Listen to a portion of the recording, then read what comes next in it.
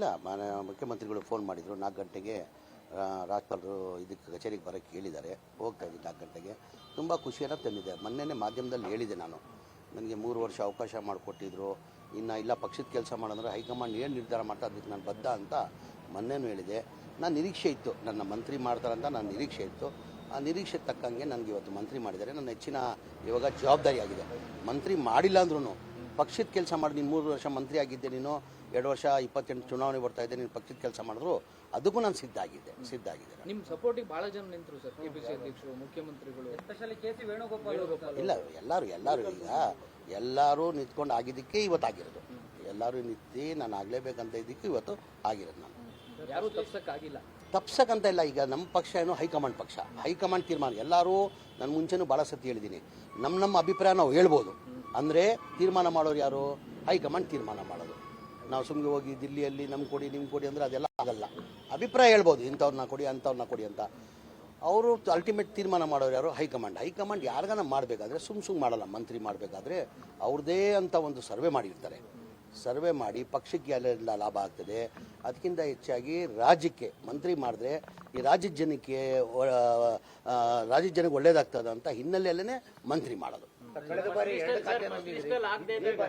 ಈಗ ಯಾವ ಖಾತೆ ಅಂತ ಹೇಳೋಕ್ಕಾಗಲ್ಲ, ಮನೆ ಮುಖ್ಯಮಂತ್ರಿ ಬಿಟ್ಟಿದ್ದು. ಯಾವ ಕೊಡ್ತಾರೋ ಗೊತ್ತಿಲ್ಲ. ನನಗೆ ವಸತಿ ಖಾತೆ ಕೊಟ್ಟಿದ್ರು. ನಾನು 3 ವರ್ಷ ಅವಧಿಯಲ್ಲಿ ಒಂದು ಮನೆ ಕೊಟ್ಟಿರಲಿಲ್ಲ. 10 ವರ್ಷದಿಂದ ಒಂದು ಮನೆ ಕೊಟ್ಟಿರಲಿಲ್ಲ. ನನ್ನ ಅವಧಿಯಲ್ಲಿ 3 ವರ್ಷದಲ್ಲಿ 79,860 ಮನೆಗಳು ಕೊಟ್ಟಿದ್ದೀನಿ. ಇನ್ನು 33,000 ಮನೆ ರೆಡಿ ಮಾಡ್ಕೊಂಡಿದ್ದೆ. ನಾನು ಜೂನಲ್ಲಿ ಕೊಡಬೇಕಂತ ಇದ್ದೆ. ಅಷ್ಟೊಂದು ಸರ್ಕಾರ ಬದಲಾವಣೆಯಾಗಿ ಮನೆ ಹೊಸ ಮುಖ್ಯಮಂತ್ರಿಗಳು ಬಂದರು.